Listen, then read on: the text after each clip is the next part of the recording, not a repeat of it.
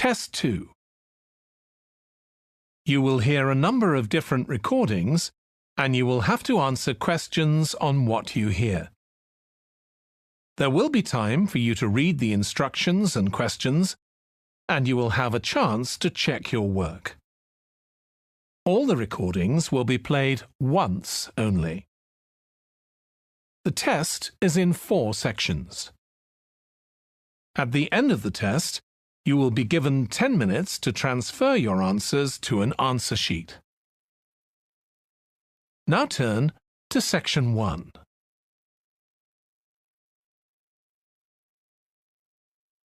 Section 1. You will hear a woman phoning the secretary of a cycling club to find out about becoming a member. First, you have some time to look at questions 1 to 6.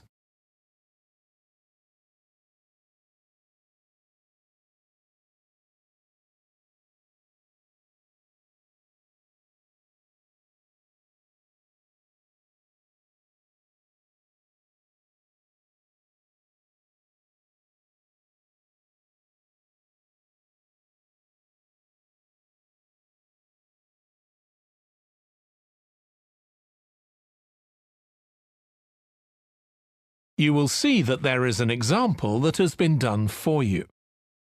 On this occasion only, the conversation relating to this will be played first. Hello, South City Cycling Club. Oh, hi. I want to find out about joining the club. Right, I can help you there. I'm the club secretary and my name's Jim Hunter. Oh, hi, Jim. The club secretary's name is Jim Hunter, so Hunter has been written in the space. Now we shall begin.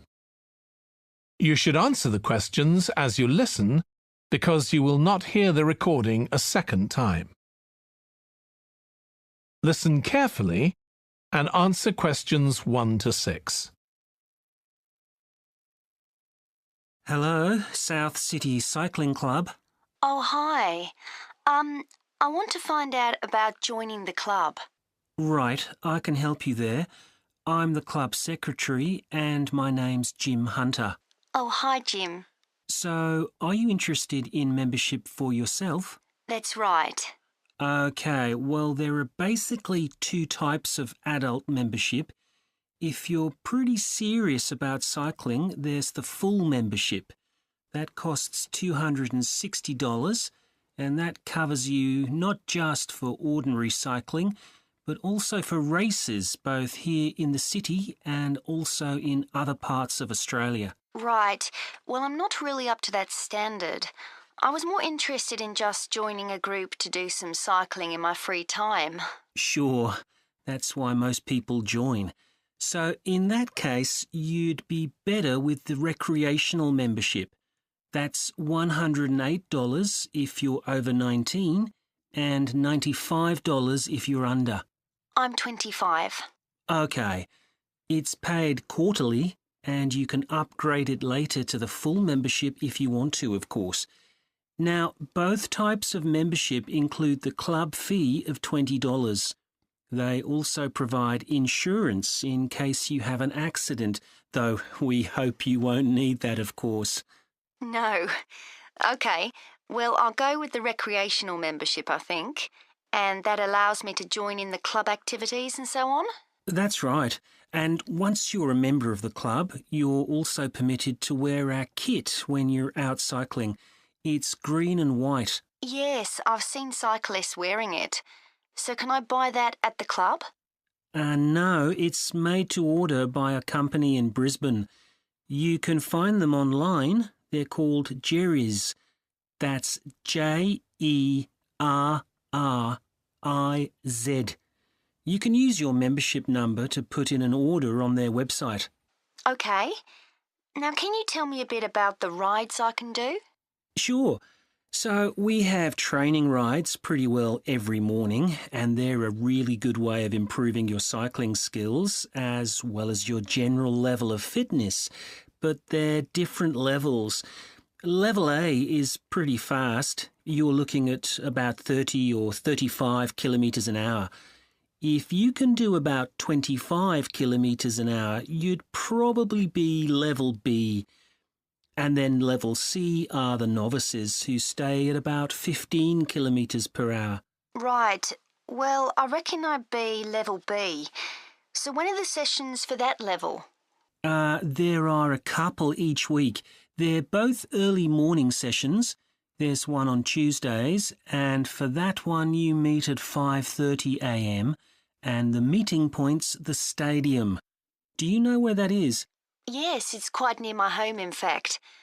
OK, and how about the other one? That's on Thursdays. It starts at the same time, but they meet at the main gate to the park. Is that the one just past the shopping mall? That's it. Before you hear the rest of the conversation, you have some time to look at questions 7 to 10.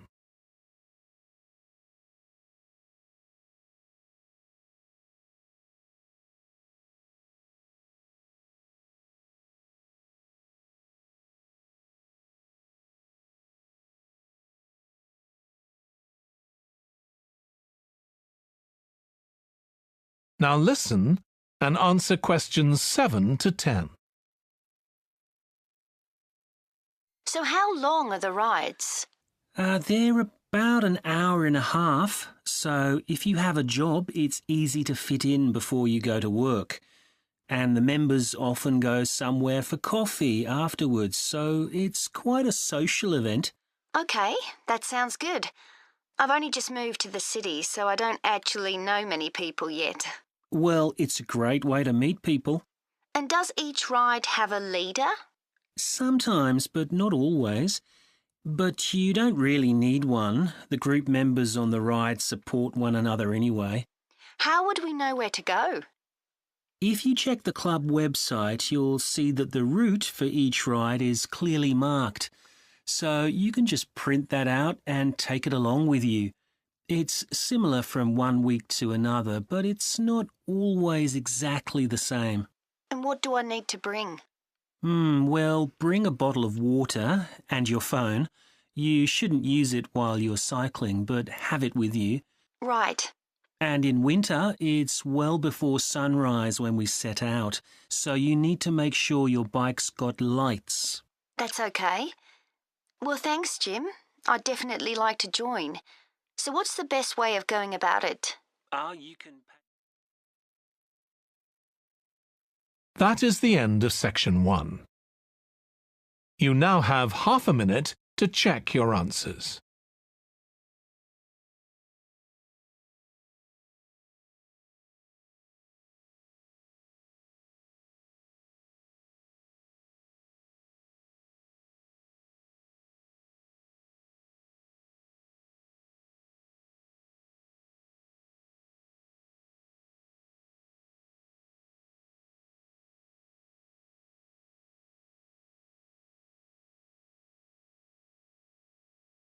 Now turn to section 2.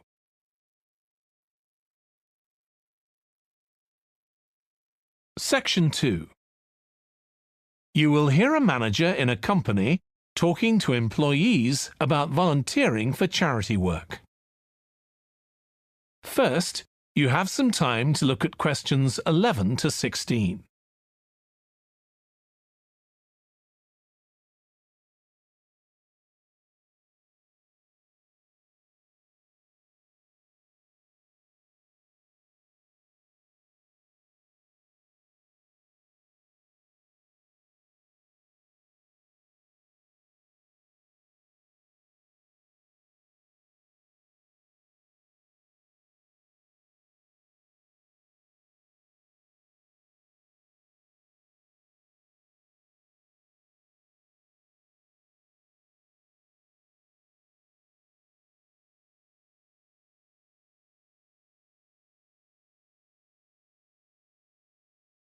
Now listen carefully and answer questions 11 to 16. Thanks for coming, everyone. Okay, so this meeting is for new staff and staff who haven't been involved with our volunteering projects yet. So, basically, the idea is that we allow staff to give up some of their work time to help on various charity projects to benefit the local community. We've been doing this for the last 5 years, and it's been very successful. Participating doesn't necessarily involve a huge time commitment. The company will pay for 8 hours of your time. That can be used over 1 or 2 days all at once, or spread over several months throughout the year. There are some staff who enjoy volunteering so much, they also give up their own free time for a couple of hours every week. It's completely up to you. Obviously, many people will have family commitments and aren't as available as other members of staff. Feedback from staff has been overwhelmingly positive. Because they felt they were doing something really useful, nearly everyone agreed that volunteering made them feel more motivated at work. They also liked building relationships with the people in the local community and felt valued by them. 1 or 2 people also said it was a good thing to have on their CVs. One particularly successful project last year was the Get Working project. This was aimed at helping unemployed people in the area get back to work.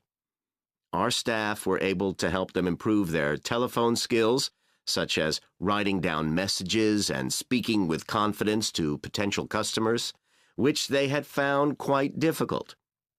This is something many employers look for in job applicants, and something we all do without even thinking about every day at work.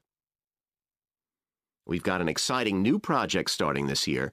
Up until now, we've mainly focused on projects to do with education and training. And we'll continue with our reading project in schools and our work with local charities. But we've also agreed to help out on a conservation project in Redfern Park. So if any of you fancy being outside and getting your hands dirty, this is the project for you. I also wanted to mention the annual Digital Inclusion Day, which is coming up next month.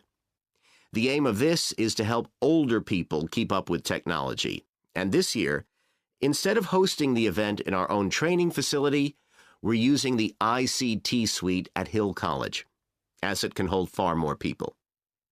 We've invited over 60 people from the Silver Age Community Center to take part, so we'll need a lot of volunteers to help with this event. If you're interested in taking part, please go to the volunteering section of our website and complete the relevant form. We won't be providing any training for this, but you'll be paired with an experienced volunteer if you've never done it before. By the way, don't forget to tell your manager about any volunteering activities you decide to do. Before you hear the rest of the talk, you have some time to look at questions 17 to 20.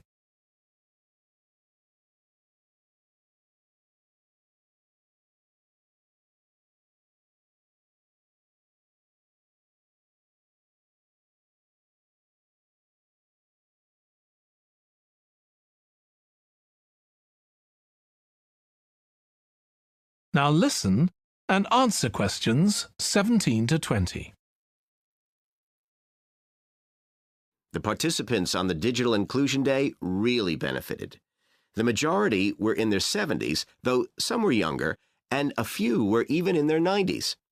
Quite a few owned both a computer and a mobile phone, but these tended to be outdated models.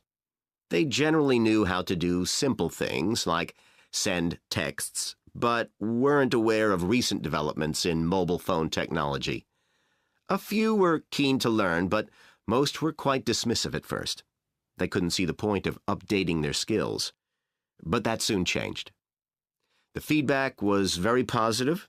The really encouraging thing was that participants all said they felt much more confident about using social media to keep in touch with their grandchildren, who prefer this form of communication to phoning or sending emails. A lot of them also said playing online games would help them make new friends and keep their brains active. They weren't that impressed with being able to order their groceries online, as they liked going out to the shops, but some said it would come in handy if they were ill or the weather was really bad. One thing they asked about was using tablets for things like reading newspapers. Some people had been given tablets as presents, but had never used them. So that's something we'll make sure we include this time. That is the end of section 2. You now have half a minute to check your answers.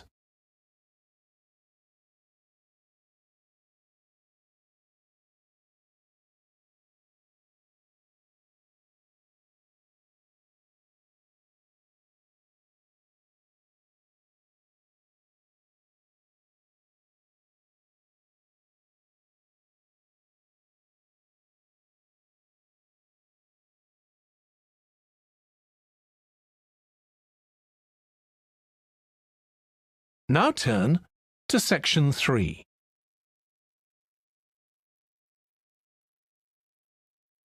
Section 3. You will hear a student called Russ consulting his tutor about a presentation he is preparing on nanotechnology, the study of materials on an extremely small scale. First, you have some time to look at questions 21 to 25.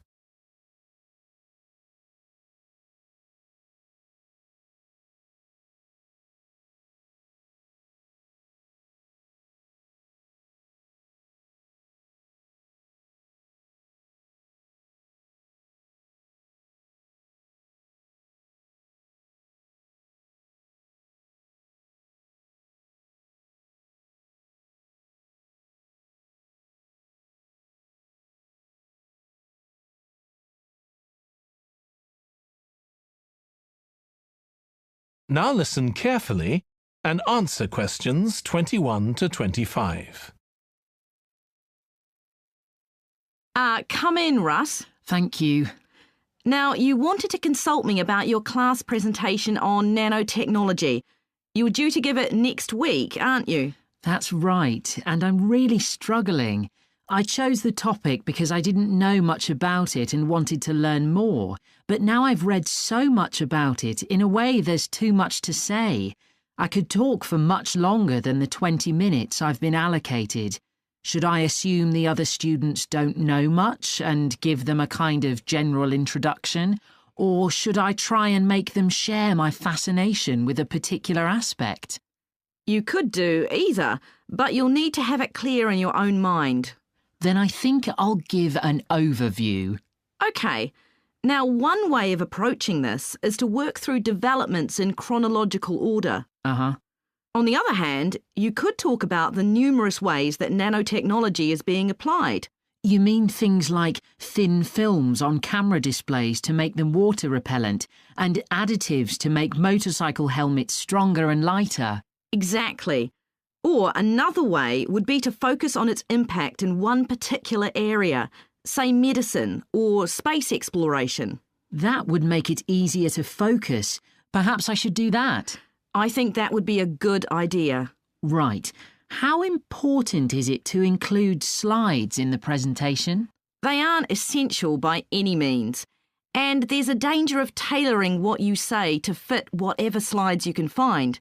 While it can be good to include slides, you could end up spending too long looking for suitable ones. You might find it better to leave them out. I see. Another thing I was wondering about was how to start.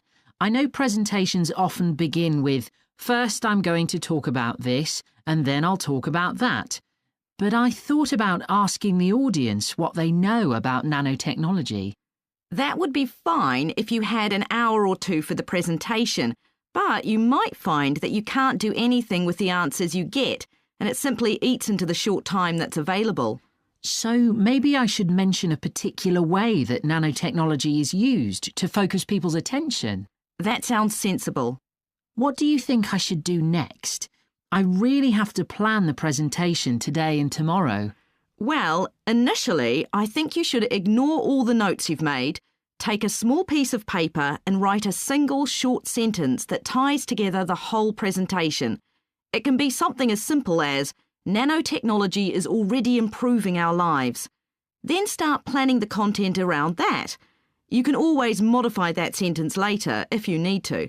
OK. Before you hear the rest of the discussion, you have some time to look at questions 26 to 30.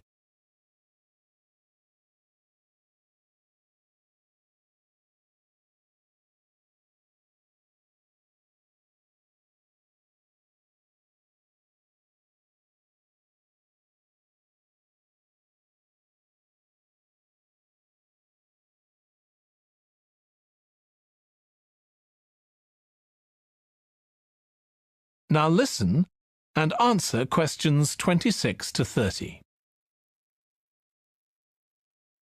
OK, now let's think about actually giving the presentation. You've only given one before, if I remember correctly, about an experiment you'd been involved in. That's right. It was pretty rubbish. Let's say it was better in some respects than in others. With regard to the structure, I felt that you ended rather abruptly, without rounding it off. Be careful not to do that in next week's presentation. OK. And you made very little eye contact with the audience because you were looking down at your notes most of the time. You need to be looking at the audience and only occasionally glancing at your notes. Your body language was a little odd. Every time you showed a slide, you turned your back on the audience so you could look at it. You should have been looking at your laptop. And you kept scratching your head, so I found myself wondering when you were next going to do that, instead of listening to what you were saying. Oh dear. What did you think of the language? I knew that not everyone was familiar with the subject, so I tried to make it as simple as I could. Yes, that came across. You used a few words that are specific to the field, but you always explained what they meant, so the audience wouldn't have had any difficulty understanding. I must say, the handouts you prepared were well thought out. They were a good summary of your presentation, which people would have been able to refer to later on, so well done on that. Thank you. Well, I hope that helps you with next week's presentation. Yes, it will. Thanks a lot. I'll look forward to seeing a big improvement then. That is the end of section 3. You now have half a minute to check your answers.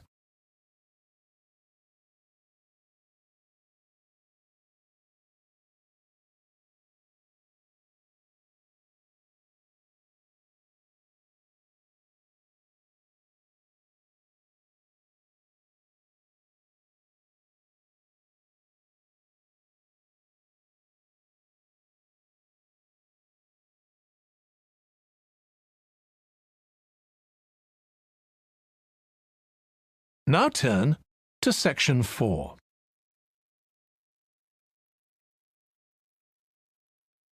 Section 4. You will hear a lecturer in psychology talking about a type of memory. First, you have some time to look at questions 31 to 40.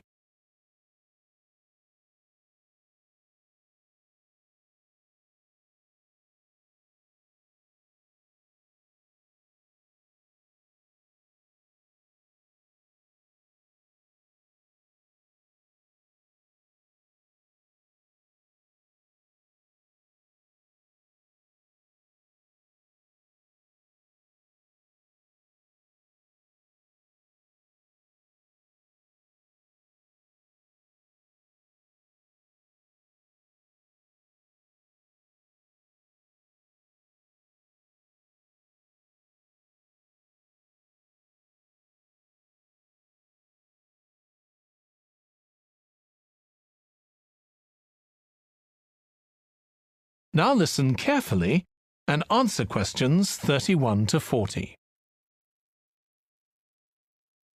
Today, we'll be continuing the series of lectures on memory by focusing on what is called episodic memory and what can happen if this is not working properly. Episodic memory refers to the memory of an event or episode. Episodic memories allow us to mentally travel back in time to an event from the past. Episodic memories include various details about these events. For example, when an event happened and other information such as the location. To help understand this concept, try to remember the last time you ate dinner at a restaurant.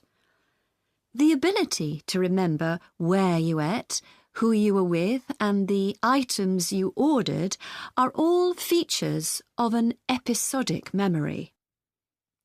Episodic memory is distinct from another type of memory called semantic memory.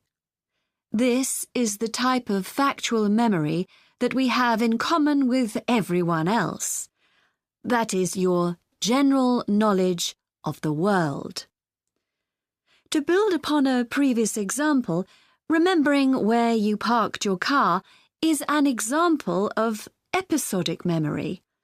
But your understanding of what a car is and how an engine works are examples of semantic memory.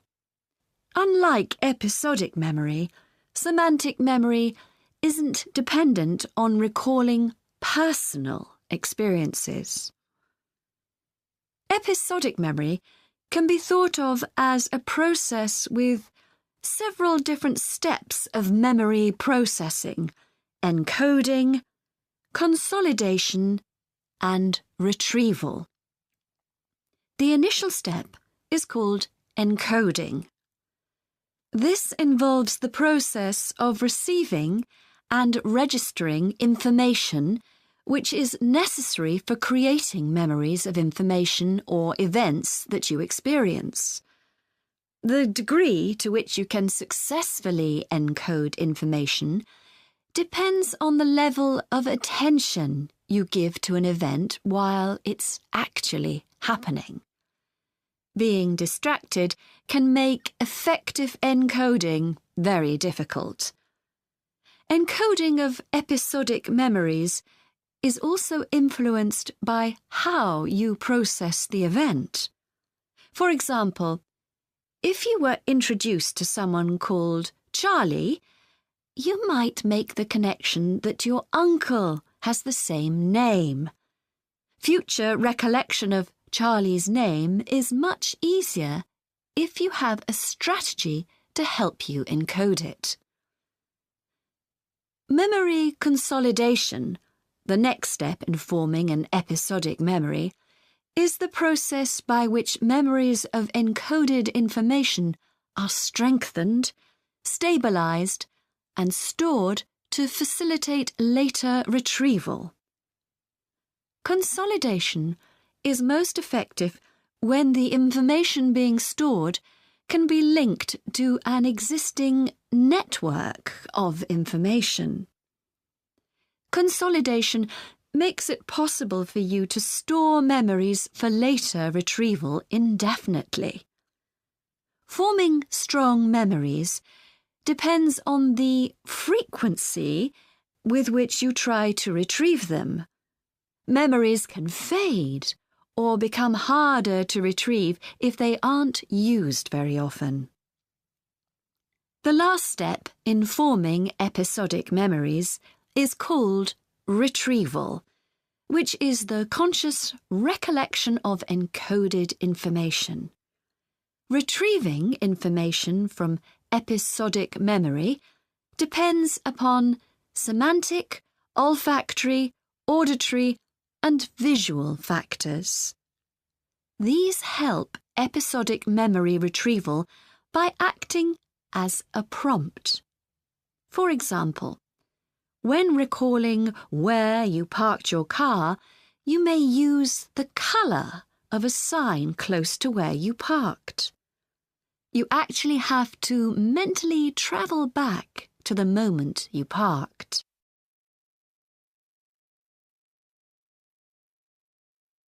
There are a wide range of neurological diseases and conditions that can affect episodic memory.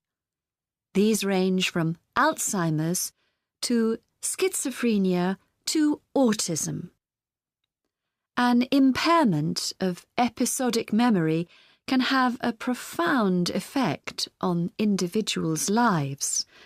For example, the symptoms of schizophrenia can be reasonably well controlled by medication.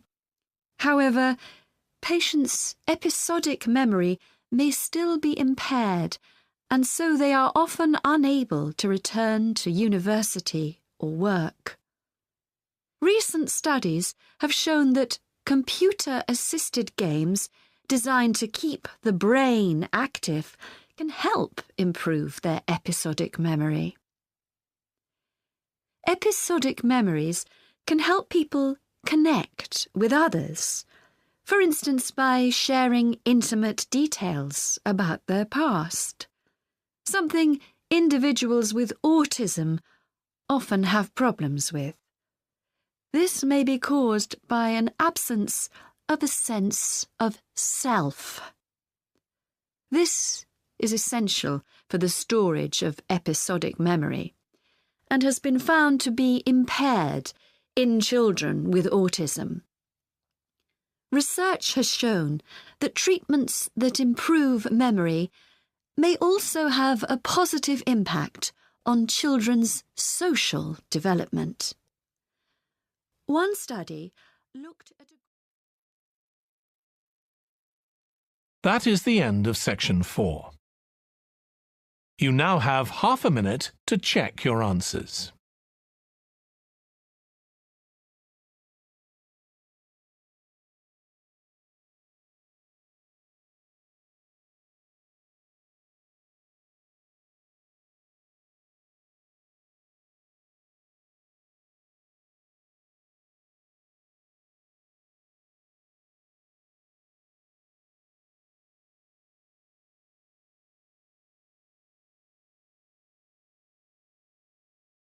That is the end of the listening test.